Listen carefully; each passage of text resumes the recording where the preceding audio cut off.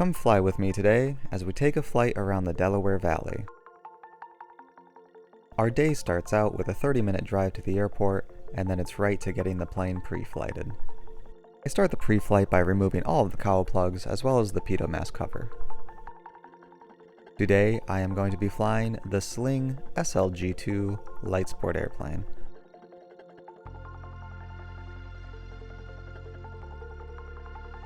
I hop into the cockpit, grab the pre-flight checklist, and check the fuel levels. Pre-flighting the plane is done section by section.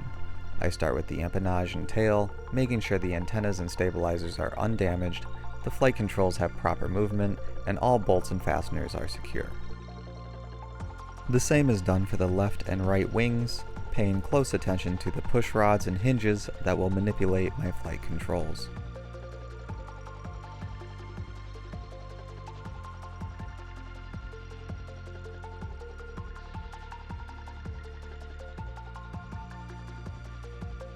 At the front of the airplane, I am checking all of the fluid levels, the prop, and burping the engine to check the oil since it is the first flight of the day. After sumping the fuel tanks and a final walk around, it's time to start up.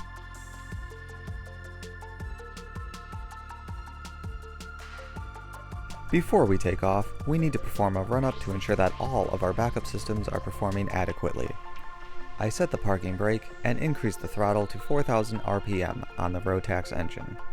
Then I cycle through lanes A and B to see that they are independently functioning. Then I test the auxiliary fuel pump as well as perform an idle check. Finally, I check that all of the circuit breakers are in and that all of my engine instruments are in the green. Now we can taxi to the runway and depart for our flight.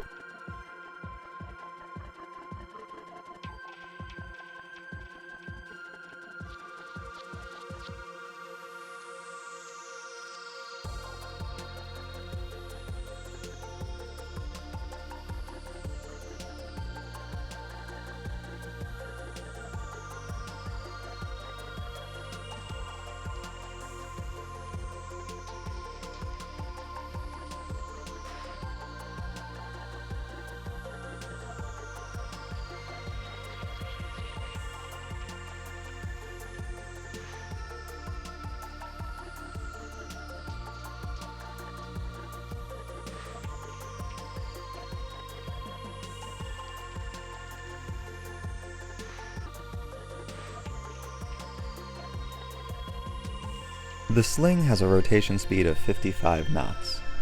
Today there is a crosswind coming due north on our east-west heading runway, but knowing this from our ATIS report, we can prepare accordingly. Once we are in the air, we are climbing to 3,000 feet and heading due west until we are in the outer tier of the nearby Class Bravo airspace.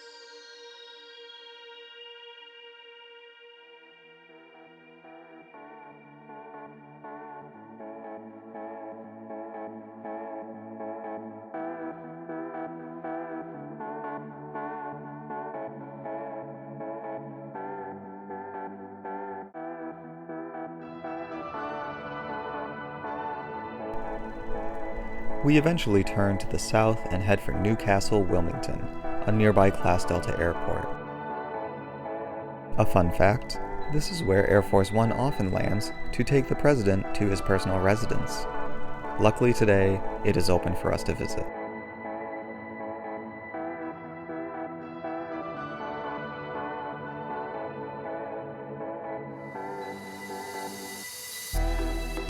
As we approach 10 miles from the airport, I make a call to Wilmington Tower and request a touch and go.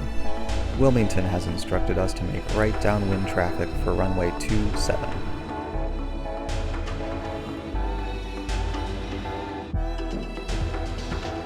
There was a departing aircraft on the runway, and our downwind was extended.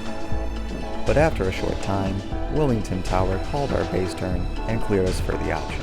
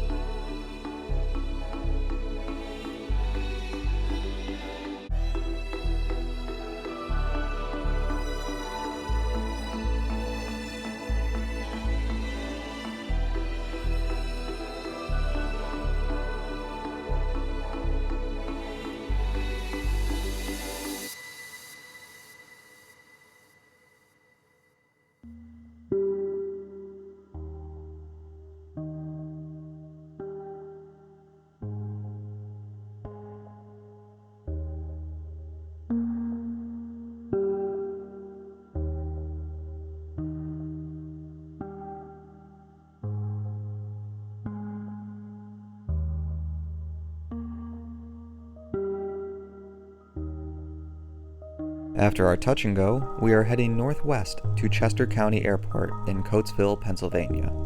The trip is a short 22 miles and will only take us about 15 minutes.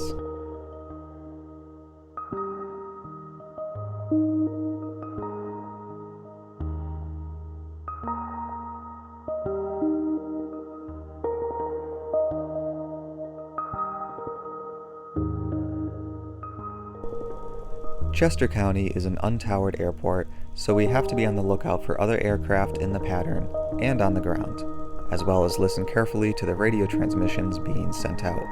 Communication is key at these fields. Today is light, and there is only one inbound Cessna following a few miles behind us. The winds are still coming in from the north. While they are not significantly dangerous, in a light airplane like the Sling, they can make the approach tricky. I wasn't thrilled with my touchdown this time around, but still had a wide margin to complete the touch and go on this 5,400 foot runway.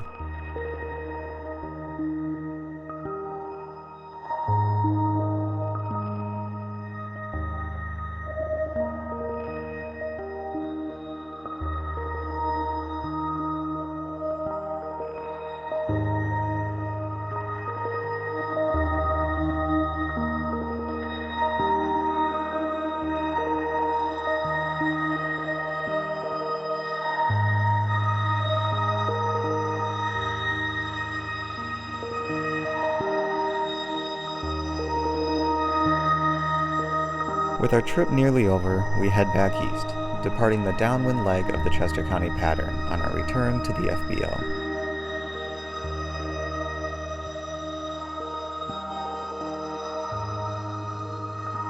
I hope you enjoyed this preview into my life as a pilot. I started this channel as a way to share my experiences with family far away, but it is slowly growing to followers from all over the country. If you want to see more videos like this, please like, share, subscribe, and comment to let me know. My mission is to share my passions with you and to inspire you to explore yours. And as always, a sincere thank you for watching.